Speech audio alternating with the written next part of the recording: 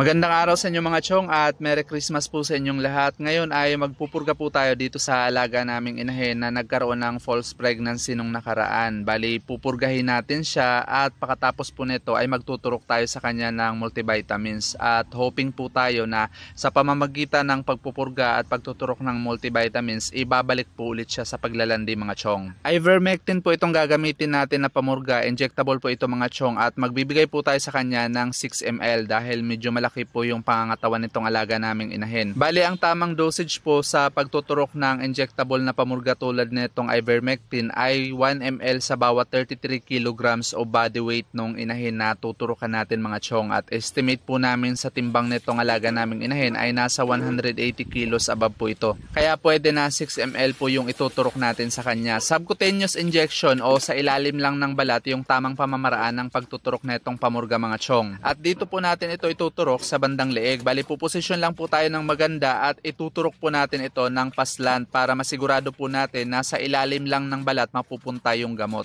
Malalaman naman po natin na sa ilalim lang ng balat na punta yung pamurga mga chong dahil uumbok po yun pag naiturok na natin tulad nyan.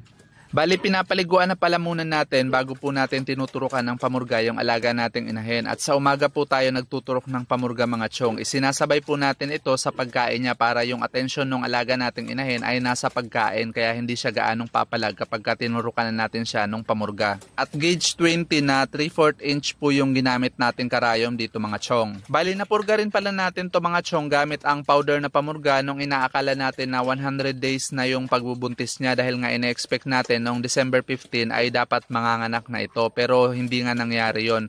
At safe naman na po ulit na purgahin ito dahil nasa 20 days na po yung nakalipas mula nung pinurga natin siya. Sunod na gagawin natin dito ay magtuturok po tayo ng multivitamins. That's all for today's video mga chong. Thank you for watching and happy farming!